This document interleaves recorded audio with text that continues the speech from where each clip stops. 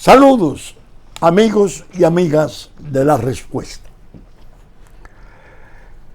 Este programa, naturalmente, no puede segregar de su contenido algún comentario sobre la cuestión de la pandemia, el coronavirus, que viene azotando al mundo. He estado muy atento a la televisión internacional, dándole seguimiento, especialmente España, Francia, la propia Alemania, Italia, México, Brasil, Estados Unidos. Y la verdad es que no he podido suprimir cierta angustia, porque a pesar de que entre nosotros aparenta estar el virus, si no decreciendo, no produciendo daños a mansalva, como lo hiciera al principio, y a pesar de que no se ha conservado una disciplina social estricta en cuanto a la distancia, la mascarilla, de algún modo a nosotros nos ha tratado con una especie de, no voy a decir benignidad, porque no lo merece, sino con cierta atenuación de su letalidad, de su rigor de muerte. A pesar de ello, al ver esas naciones ya admitiendo que están padeciendo una segunda ola, España decretando un estado de alarma hasta mayo, uno no puede, como dije, sustraerse al temor de que nos pueda venir a nosotros un incremento de la letalidad, se nos presente un rebrote.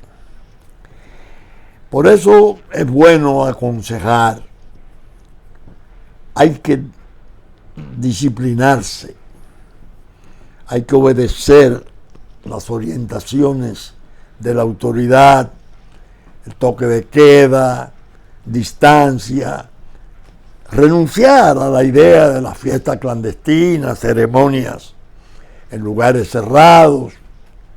Hay que observar esa conducta que mundialmente se está viendo como una exigencia para poder, en lo que la ciencia termina con todo el proceso de investigación y fabricación de la vacuna.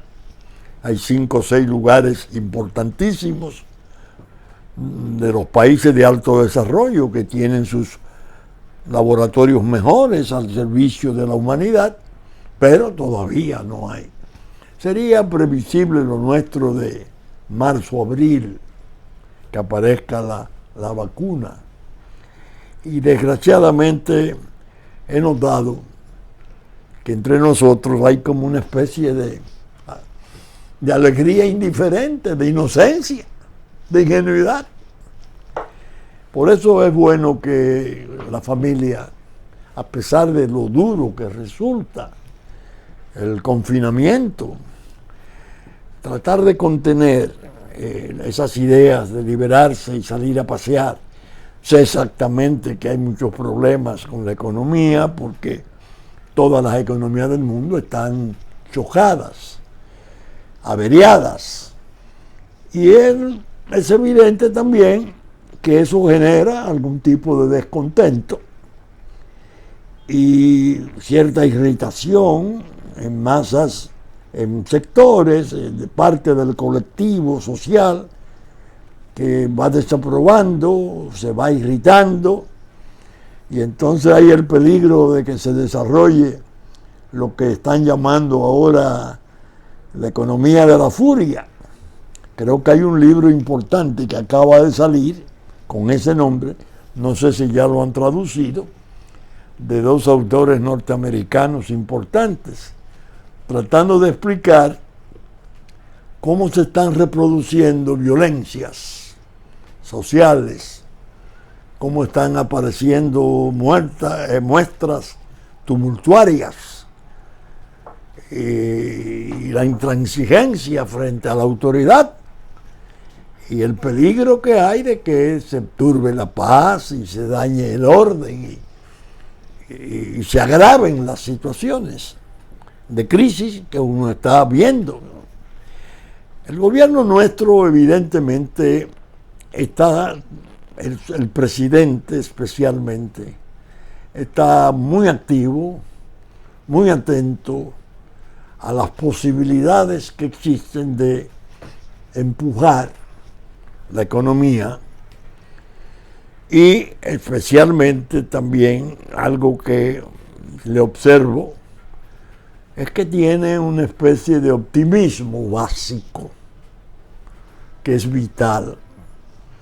Lo que yo llamo el optimismo básico es un presidente que tiene la misión de dirigir, de mandar, jefe del Estado.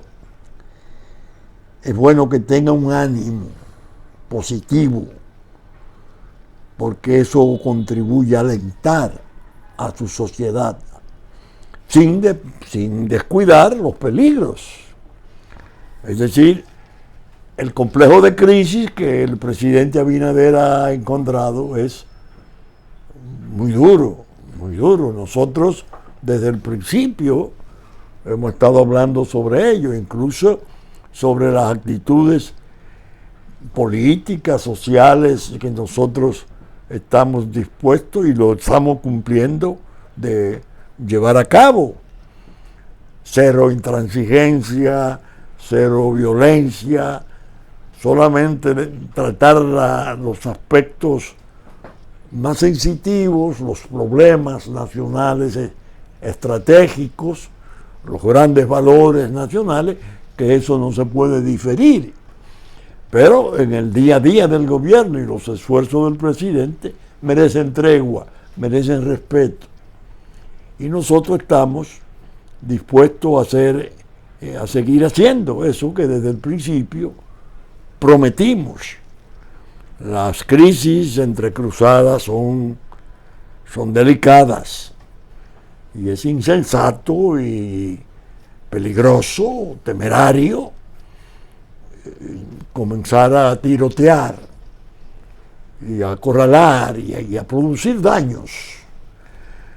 Yo creo que las organizaciones políticas, sociales, que puedan tener la idea de organizar brotes de la economía de la furia, deben de pensarlo dos veces, porque en la medida que nosotros nos alcemos, nos sublevemos y si llegamos a armar un tipo de resistencia sobre todo lo que se le puede exigir a un gobierno, podemos desestabilizar la situación nacional, lo cual es perjudicial para todos.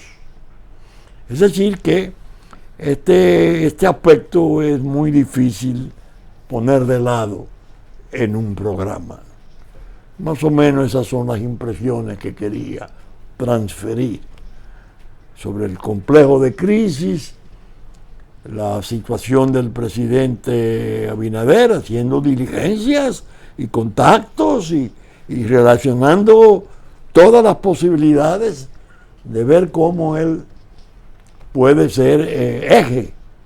Precisamente esta semana mi blog La Pregunta, salió miércoles. Yo lo titulé en una forma que a muchos amigos le llamó la atención. Me han llamado y con las limitaciones que tenemos, me han hecho saber de algún modo que ellos quieren oír como más detalles de lo que yo planteo en el blog del miércoles, La Pregunta. Se titula Acciones audaces pero serias. ¿Qué propongo yo en esa pregunta? Al presidente Abinader le dije al final, si usted quiere convertirse en un mástil de teca, como lo fueran los grandes líderes nuestros desaparecidos, luchando con esta crisis, es evidente que tiene que asumir posiciones trascendentales. Y habrá acciones que pueden parecer audaces, pero son muy serias. Dos fuentes propongo yo en esa pregunta del miércoles. Fuentes posibles de agenciarse recursos cuantiosos para atender a las necesidades del relanzamiento de nuestra economía y de la reanimación de la nación. Una, el juicio, la parte 2 del juicio de Catalina está frisada, contenida. Ya vimos cómo el Ministerio Público del anterior gobierno se ha portado.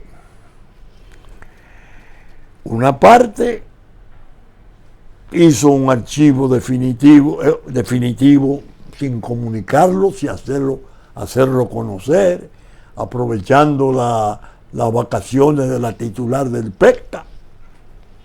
Es una forma realmente deslucida. Y dejó otra parte en juicio. El país está viendo esa parte en juicio. El lunes creo que se reanuda la audiencia. Están en los incidentes, parece que todavía no se ha leído el acta de acusación, pero la realidad es que el verdadero grueso del desastre de Odebrecht entre nosotros no es el que se está juzgando. Ahí hay expedientes que datan de 8, de 10 y más años, que no tienen la importancia ni la relevancia que se le dio a todo al principio cuando se montó aquel espectáculo de ir a apresar en horas de la mañana a las 6, simultáneamente filmar a una serie de funcionarios, exfuncionarios, entre ellos exlegisladores, y eso se le brindó al país como una especie de circo.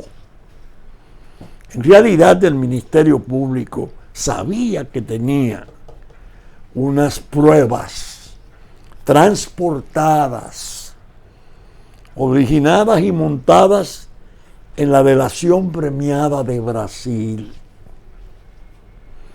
El Ministerio Público sabía exactamente que esas pruebas había la necesidad de perfeccionarlas para poder ser invocables, meter la contradicción, controvertirlas.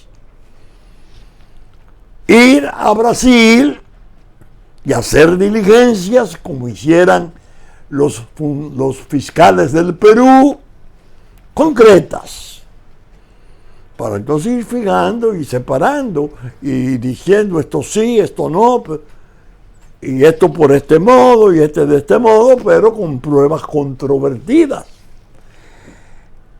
Eso incluso se llegó a suscitar cuando el proceso se conocía en nivel de Suprema Corte de Justicia. El Ministerio Público solicitó permiso para ir al Brasil, al juez Ortega Peguero, y dijo Ortega Peguero, dijo que tenía necesidad de que el juez autorizara por auto ir a Brasil para ir a perfeccionar las pruebas. en una forma realmente más que inexplicable, vergonzosa. Semanas después dijeron, no tenemos interés de apoyarnos en el auto que usted ha dictado apoyando, consintiendo lo que hemos solicitado. Es decir, que siga la prueba imperfecta, que no se perfeccione, que no se meta contradicción, que siga siendo un decir transportado. Una actitud del Ministerio Público realmente lamentable. Ahora bien, la gente tiene sed de justicia. El pueblo en general tiene sed de justicia. Eso es innegable. Incluso al presidente Abinader muchas veces se le recuerda desde distintos sectores que hacer justicia en ese caso, como en otros de corrupción, es su tarea esencial y primera. Algunos lo dicen con cierto ánimo coactivo, o hace esto, o en enero espere que ya usted es mala palabra. Y si usted no gestiona que eso se haga, eso el Estado como tal, acusando, independientemente del trabajo del Ministerio Público, prepárese, porque es una manera de usted dar complicidad a eso. Lo han planteado en esas condiciones. Y eso es peligroso porque se puede sumar a la inconformidad que la economía de la furia, por otros motivos, genera. El pueblo, con el juicio, los primeros días, disfrutaba porque estaba televisándose. Y el pueblo veía las audiencias y cosas, ha ido como perdiendo interés en la parte que le han mostrado. Incluso la cuestión del archivo definitivo y dejar a uno en juicio y sacar a otros no es para el pueblo trascendental. Para el pueblo lo trascendental es lo que no se ha sometido a juicio. La parte 2. Catalina, parte 2, donde está el volumen de los capitales, los últimos 5 o 6 años de acciones públicas que la empresa hiciera en el país. Hicieron un acuerdo, aquí es que interviene la pregunta, acciones audaces pero serias. Un acuerdo absurdo. Usaron el principio de oportunidad para la acusación y siendo predominantemente las acusaciones montadas sobre el eje del soborno, sacan a la sobornadora de toda experiencia penal. El gobierno le paga, le concede continuar las obras y firma y la saca de juicio. Pero el soborno es un tipo de infracción penal que tiene necesariamente que tener 2 caras como la moneda. Uno que soborna y otro que resulta sobornado. El funcionario que cede a la tentación del soborno que ofrece la empresa y consiente sobre precio, sobre diseño, todo lo que se produjo, no aquí, a escala continental. Es decir, aquí más la escala continental, para que no se vaya a entender que no aquí. Ese acuerdo es lo que yo sostengo, que es lo que hay que atacar. Por una razón. Se dice, bueno, la continuidad del Estado, si un gobierno llegó a ese acuerdo, la seguridad jurídica impediría que un nuevo gobierno revoque o intente anular o de algún modo derribar ese acuerdo. La seguridad jurídica, no. No. Todo tipo de acuerdo fundado sobre bases fraudulentas no puede generar efectos. ¿Qué ocurre? Que Odebrecht tiene, desgraciadamente para ellos, una fama mundial. Mundial. Y hay incluso casos de África. Y toda América Latina, casi toda, en una forma u otra, fue víctima de que la empresa sobornó la autoridad, construyendo en forma magnífica, porque son unos constructores de primera. Y la impresión que había en la sociedad era, bueno, construyen caro, pero bien. Nadie se imaginaba que podía haber ese mecanismo de doble contabilidad y que en realidad el soborno que ella pagaba no era de sus beneficios, sino del sobreprecio, donde también tenía beneficio. ¿Por qué digo yo que si se ataca ese acuerdo, el nuevo gobierno no daña la imagen que podría afectarle como Estado de la seguridad jurídica? Primero, porque tiene base fraudulenta que implica la persecución de la autoridad y de la empresa, que no se hizo.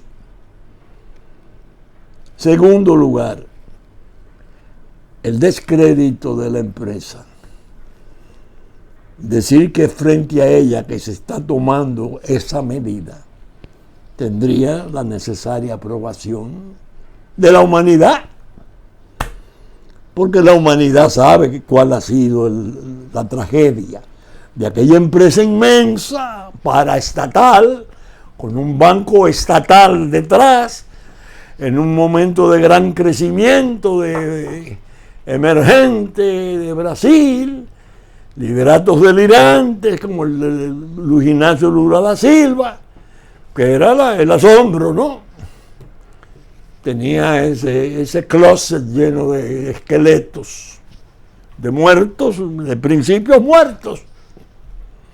Entonces yo digo, el presidente debe examinar la posibilidad de tratar de aniquilar ese acuerdo, pero para ello tiene que someter el Ministerio Público a persecución, con naturalmente la demostración de la voluntad del gobierno de hacerlo, porque ahí el gobierno obraría como una especie de tercero, pese a la continuidad, porque el nuevo gobierno podría decir, no, yo respeto los acuerdos, pero no los fraudes. Yo no puedo un fraude que se ha visto en una forma tan palpable, tan obvia, decir, bueno, ya eso es inconmutable, yo no puedo tocar eso. No. Ahora bien,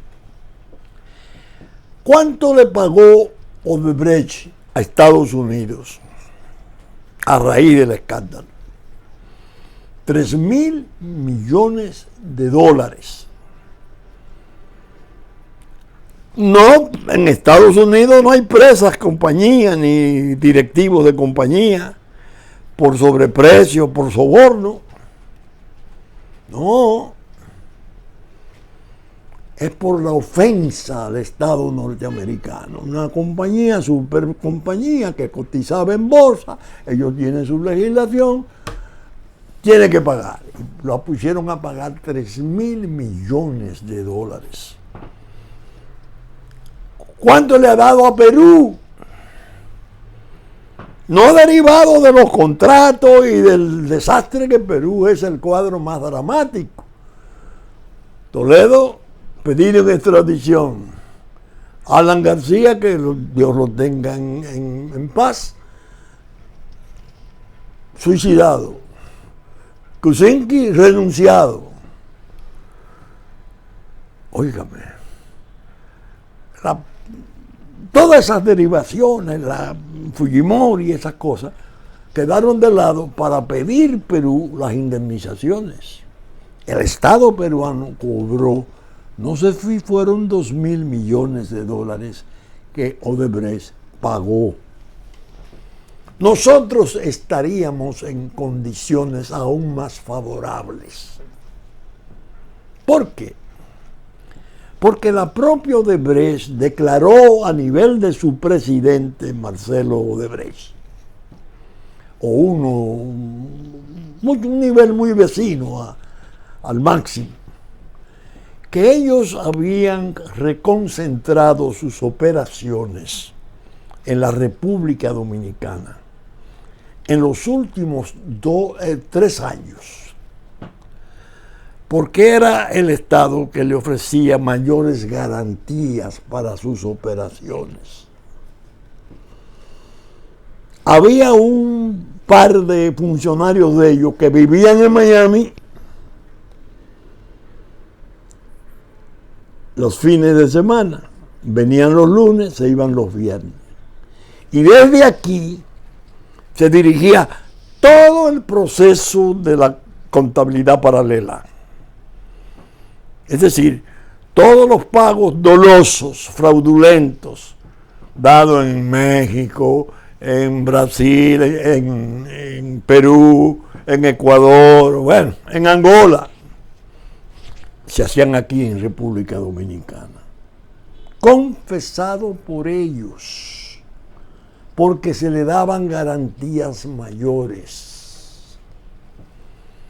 En operaciones de lavado de activos monumentales, porque se hacía a través de un laberinto de compañías y de bancos para que llegara el pago al final a los beneficiarios. Ese crimen de connotación internacional, dicen los que lo cometieron, el agente esencial, la sobornadora, que en los últimos años lo concentró aquí, porque aquí se le daba garantías. Es decir, el gobierno de Danilo Medina era el alero, el albergue, la seguridad para ese tipo de operación. ¿Por qué no podía el gobierno de Danilo Medina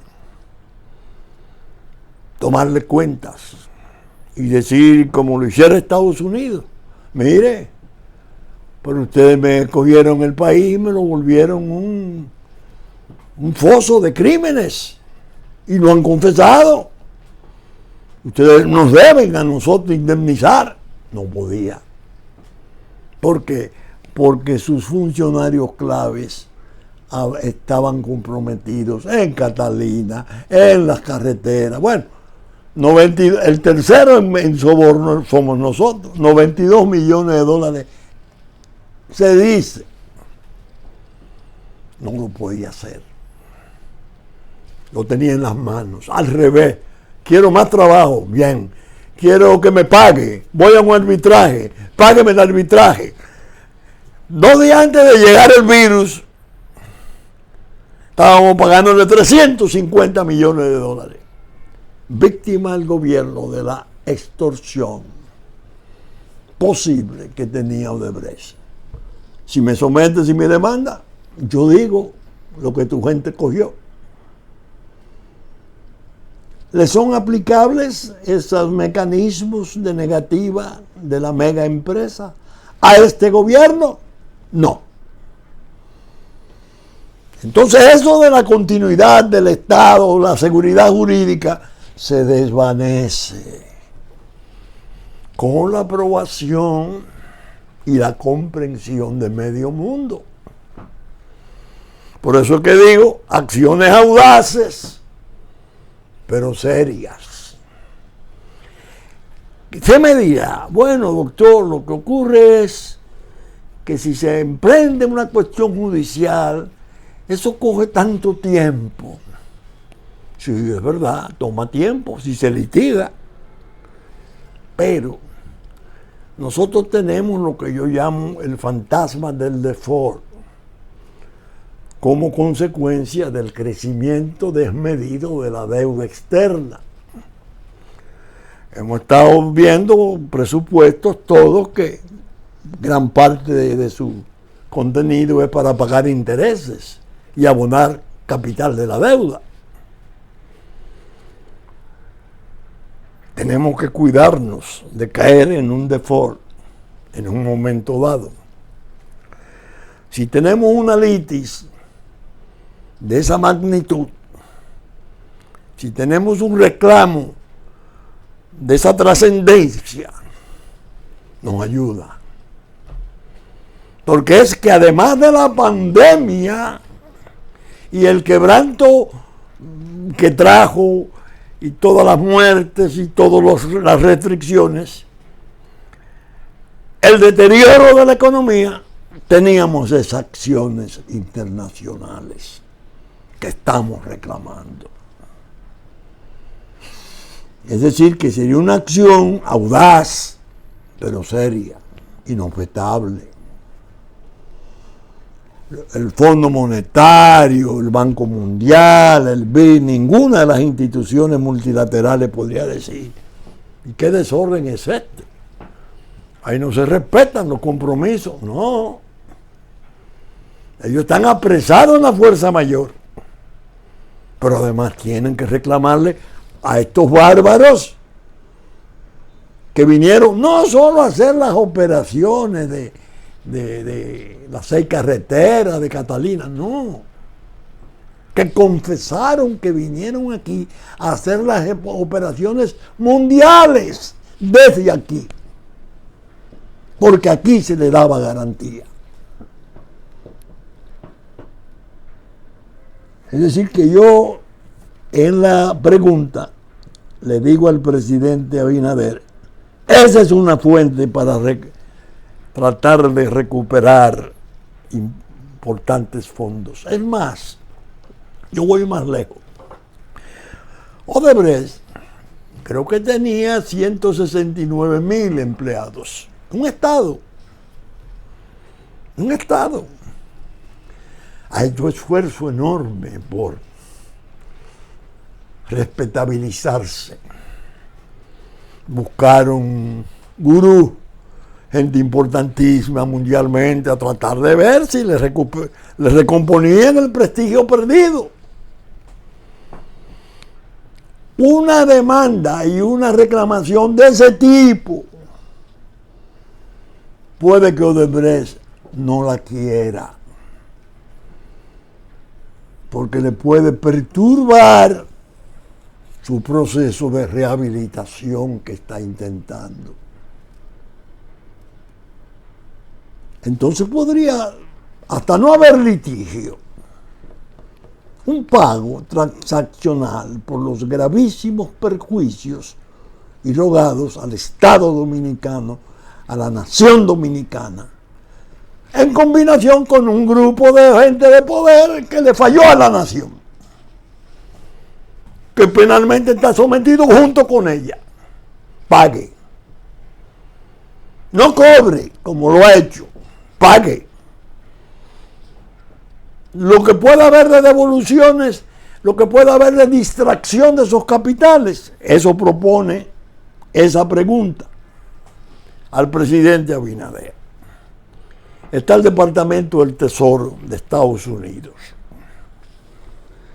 Eso tiene una importancia enorme para estas cosas. Porque por virtud de una ley, no recuerdo, la KIMPI, creo que llaman, ellos crearon un task force, agentes que se han especializado y se tienen que dedicar como funciones esenciales en la localización de capitales, en los bancos y en los paraísos fiscales del mundo. Tienen informaciones primorosas de todos los estados, de todos los funcionarios, generales, ministros, presidentes. Estados Unidos podría ayudar mucho con la información. Es decir, se podría conseguir allá mucha información. Incluso en la pregunta yo propongo una acción aún más audaz, que es más delicada, porque implica el trato de dos estados, de estado a estado. Se normalizaron las relaciones con China, se abandonó abruptamente a Taiwán como un bagazo, después de 70 años de relaciones interesantes.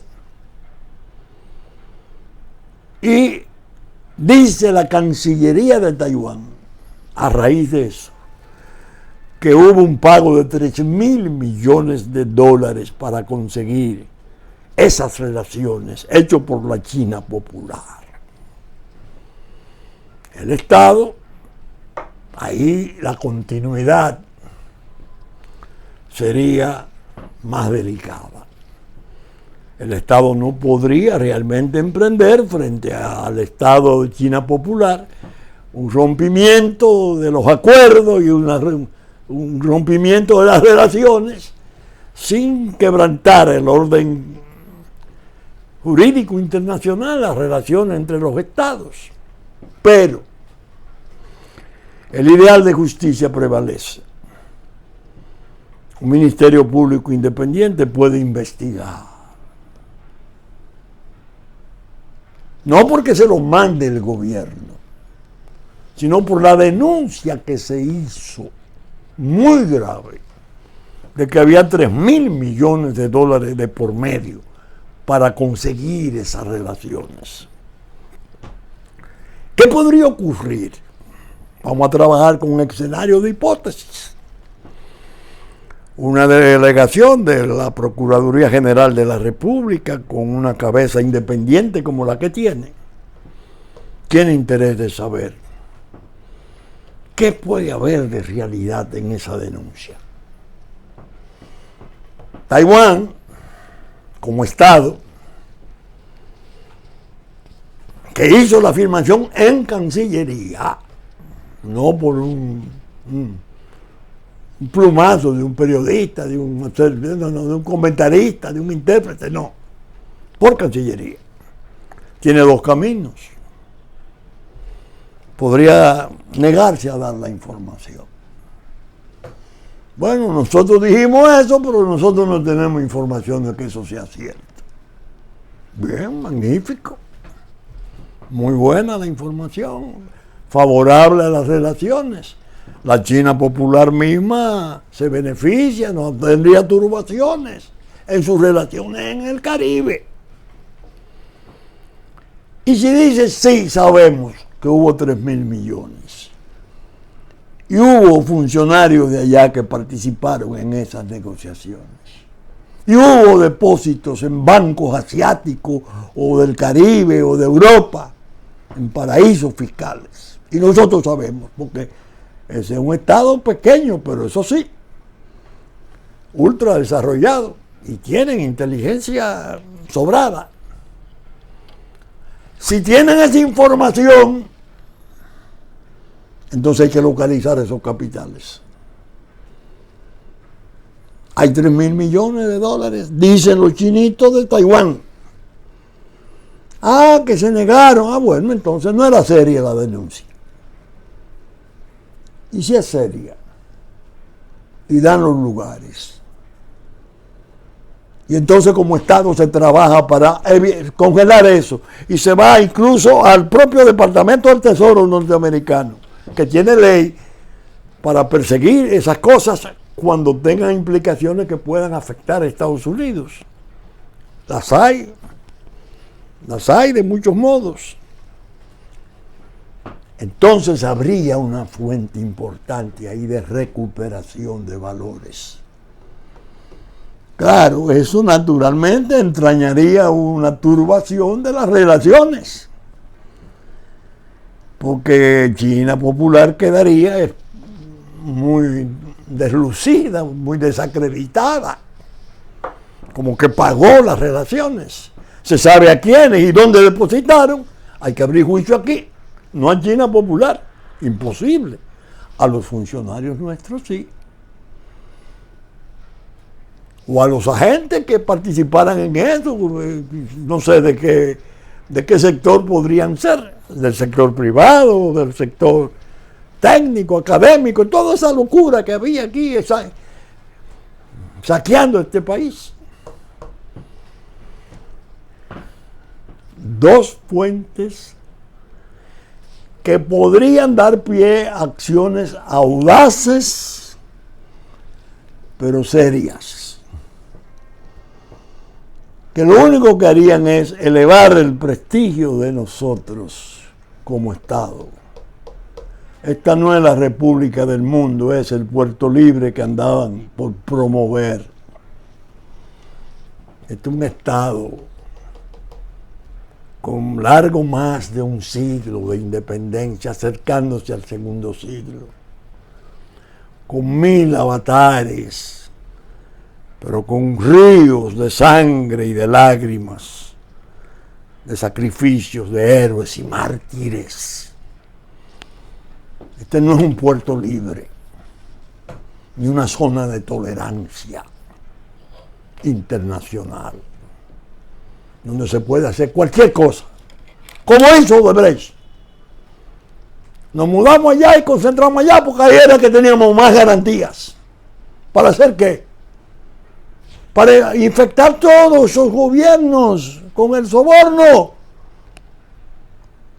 para hacer una acción colosal de lavado de activos, una cuenta paralela, operaciones estructuradas. Y nosotros éramos el escenario porque dábamos la garantía. Entonces, este gobierno no tiene por qué inhibirse, no tiene por qué negarse a hacer esas averiguaciones. Las dos. Porque la otra, que todavía es más audaz, si la respuesta de Taiwán es positiva y el Task Force del Departamento del Tesoro de Estados Unidos nos da una manita y nos ayuda a confirmar y nos ayuda a congelar, óigame, los fondos que vendrían al país, sería paradójico, porque se diría de todo aquel desastre archicriminal, el de Odebrecht, y de este que sería algo nunca visto, ¿no? Una compra de relaciones que yo recuerde, sería la primera experiencia que conozco. Pero lo dijeron en Cancillería. Ministerio Público queda plenamente autorizado a personarse. ¿Qué es esto? Nos interesa saber qué es esto. ¿Quiénes pudieron del Estado nuestro, del país nuestro, recibir esos fondos? Ah, sí, ¿cómo no? Mira, nosotros tenemos esta información y en tal o cuales bancos, Hong Kong, Macao, Tailandia, yo no sé cuál, o Europa, Liechtenstein, Andorra, donde sea, ahí están. Eso no es una botija de la de antes, no, eso es un hecho concreto de un hallazgo. Y pasaríamos nosotros a hacer otra cosa en el ámbito internacional. Lo que hemos sido muchas veces en otros órdenes. Santo Domingo ha sido noticia mundial, no crean ustedes. A mí siempre me gusta citar a Abraham Lincoln. Perdonen la digresión, pero me es grata. En el año 1861, cuando se había producido la anexión aquí, su secretario de Estado era un superintelectual, Seward, y entonces ellos tenían a Lincoln medio a menos, como un echador de cuentos y de narraciones. Parece que le hicieron algún tipo de censura por Santo Domingo y lo que estaba pasando en Luisiana y la presencia de Francia, y Lincoln le decía a Seward: en cuanto a Santo Domingo, estoy permanentemente enterado de lo que allí está ocurriendo. Abraham Lincoln. Estamos. De manera que Este programa yo lo interconecté con la pregunta como prometí. Claro, me falta un pequeño comentario, que tiene que ser pequeño por el tiempo. Elecciones norteamericanas el martes 3 de noviembre. ¿Quién gana? ¿Trump o Biden? Una cantidad de sectores, Biden. Tienen simpatías especiales por el Partido Demócrata. Nosotros decimos Trump. Y le decimos a los compatriotas nuestros que están en la costa este de Estados Unidos, no se pierdan. Lo que Trump piensa y lo que está por hacer allá se aviene a nuestras necesidades con el trastorno fundamental de la fusión posible con el narcoestado fallido que nos queda en el oeste. Si los otros ganaren, qué cosa, qué dudo. Y lo dudo porque hasta que se produjo el escándalo de los negocios con China, del hijo del candidato Biden, yo decía, es posible. Incluso que entre el voto por correo y el voto presencial, los demócratas se salgan con la suya.